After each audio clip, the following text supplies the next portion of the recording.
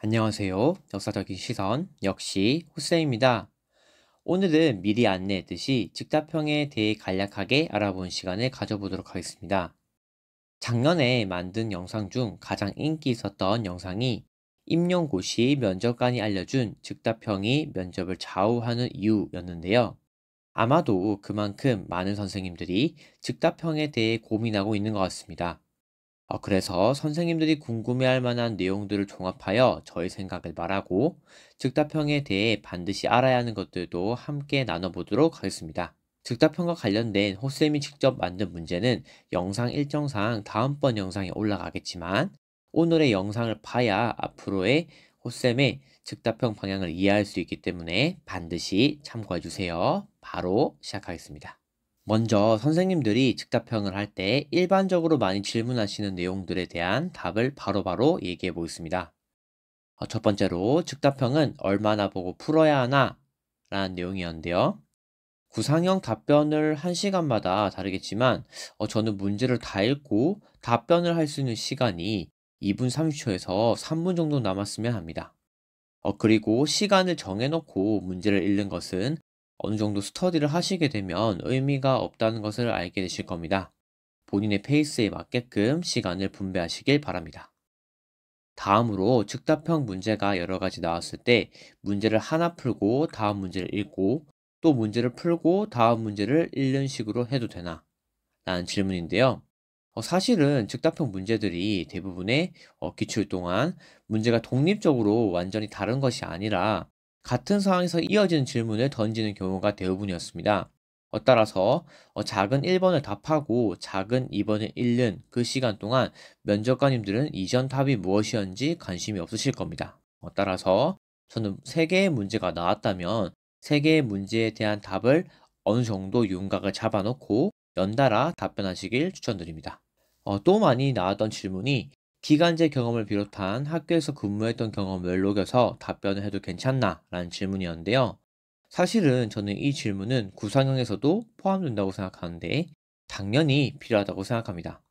어떤 학교인지 구체적으로 말하는 것은 문제가 될 수 있겠지만 지금 당장 3월부터 학교에서 일과 수업을 해야 하는 교사를 뽑는 시험에 학교의 현장 경험이 있는 후보자가 있으면 당연히 그 답변에 눈길이 갈 수밖에 없습니다.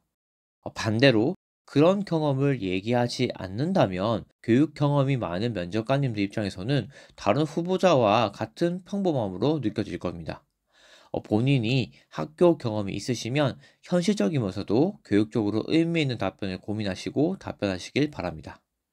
그 외에도 여러 가지 질문들이 있겠지만 해당 내용들은 댓글로 남겨주시면 제가 답변해 드리도록 할게요.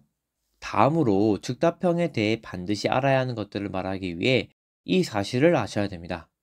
여러분, 임용 면접은 특히나 즉답형에서는 면접관님들의 재량을 무시할 수 없고 좋은 인상을 남겨야 합격에 가까워집니다. 여기서 좋은 인상이란 외모적인 면을 강조하는 것이 아니라 교육 경력이 많은 교장, 교감 선생님, 그리고 장학사님들에게 이 선생님을 우리 학교에 데리고 오고 싶다. 라는 마음이 들 수 있게끔 만드는 것입니다. 즉, 즉답형에 대해 반드시 알아야 하는 제일 중요한 것은 요구하는 답변을 만드는 것만큼 그 답변이 면접관님들이 듣기에 예쁜 답변이어야 한다는 것입니다. 물론 이렇게 말하면 내가 말한 답이 논리적으로 틀리지 않다면 그만 아닌가? 라고 생각할 수 있겠지만 정성평가적인 면을 무시할 수 없습니다. 이 부분을 더 깊이 얘기해도 반복되기 때문에 더 이상 얘기하지 않겠습니다. 중요한 것은 좋은 인상이다. 저는 이 부분을 염두하여 앞으로의 즉답형 얘기를 할 겁니다. 지금까지 나왔던 기출 문제들을 보면 작년 문제를 제외한 모든 문제들이 갈등의 상황을 제시한다든지 혹은 서로 다른 두 입장의 사람을 보여주는 등 두 가지 다른 부분에서 하나를 택이라는 맥락의 문제가 많이 나왔습니다. 다만 작년에 나왔던 문제는 다들 아시겠지만 해당 사항을 분석하고 유의점을 말하는 개인적으로 생각했을 때는 일반적인 구상형 맥락의 문제처럼 문제가 나와서 새롭게 즉답형이 변화하는 건가? 라고 생각할 수 있겠지만 그렇다고 지금까지 나왔던 맥락의 문제가 다시 나오지 않는다는 보장이 없기 때문에 두 가지 유형 모두 대비할 필요가 있습니다. 따라서 호쌤 모의고사를 만들 때 두 가지 유형을 한 번씩 만들어 선생님들이 대비할 수 있도록 준비해 보겠습니다. 자, 이제는 두 가지 유형에 맞는 좋은 인상을 위한 방안은 무엇이 있을지 한번 얘기해 보도록 하겠습니다. 먼저 기존 유형은 지금까지 일반적으로 나왔던 갈등의 양상이 있는 유형입니다. 갈등이 명시적으로 나오지 않더라도 A, B 두 가지 입장이 나오고 하나를 택이라는 맥락은 모두 같은 유형으로 이해하고 작성했습니다. 기존 유형의 일반적인 문제 구성은 두 가지 입장 중 하나를 선택하고 반대편 입장의 사람에 대한 비판을 한 후 이를 중재, 해결할 수 있는 방안을 제시한 형태가 일반적으로 제시되었습니다. 물론 작년 영상에서 강조했던 부분이지만 올해 처음 하시는 분들을 위해 중요한 부분을 한 번 더 강조하며 얘기해보면 두 가지 입장 중 하나를 선택하는 상황에서는 지지하는 사람을 선택하고 그 근거를 명확하게 얘기하되 다른 입장에 있는 사람의 입장을 낮추지 않도록 주의하시길 바랍니다. 다음 문제에서 물어보기 때문에 그럴 수도 있겠지만 앞에 계신 교육 경력이 많으신 면접관님들은 양 입장에 대한 각각의 장단점을 경험적으로 잘 알고 계실 거라 한쪽의 입장을 너무 낮추면 그에 대한 반감을 가질 수 있기 때문에 조건이 없다면 자신이 선택한 입장에 대해서만 얘기하길 추천드립니다. 다음 단계에서 상대방의 입장을 비판하라는 내용에서는 무작정 자신과 다른 입장을 비판하지 말고 해당 입장의 사람이 왜 그런 행동을 했는지 공감적으로 이해를 할 필요가 있습니다.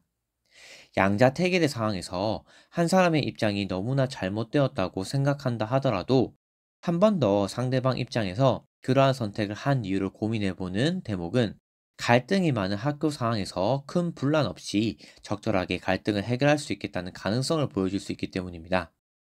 그래서 상대방의 입장을 이해한 후에 비판의 지점을 찾으시길 바랍니다.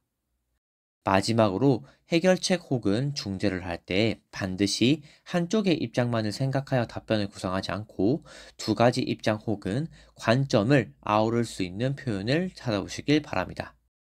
저는 전문적 학습 공동체, 프로젝트 수업, TF팀 구성 등 다양한 입장을 모두 포함할 수 있는 키워드를 활용하여 답변을 구성하는 편인데, 이런 상황이 실제 학교에서 자주 일어나는 상황이기 때문에 한쪽 입장만을 지지하는 결정이 긍정적으로 보이지 않을 수 있습니다. 이건 그냥 저만의 생각일 수도 있기 때문에 참고만 하시면 좋을 것 같습니다. 다음으로 작년 유형은 사실 여러 번 나온 게 아니라 유형이라고 판단하여 틀을 제시하는 것이 이상하기 때문에 구상형에서 좋은 인상을 남기는 방법을 생각해 보면 좋을 것 같습니다.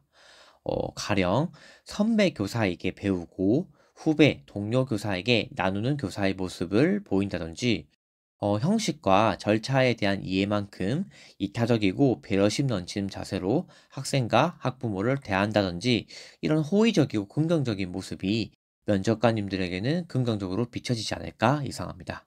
아직은 사례와 자료가 부족하여 쉽지 않네요.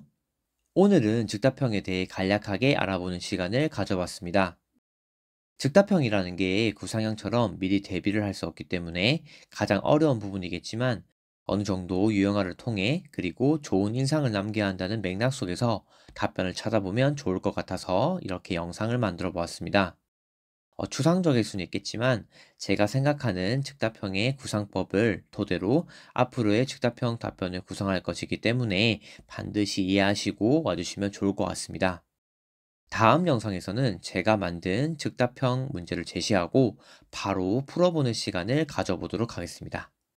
오늘 영상도 도움이 되셨다면 좋아요, 구독 부탁드리고 반 정도 지난 이 시점에 많이들 힘드시고 지금 하는 방향이 맞는지 많은 고민하실 텐데 조금 더 나은 영상으로 그런 고민의 지점을 벗어날 수 있도록 호쌤이 노력하겠습니다. 지금까지 역시 호쌤이었습니다.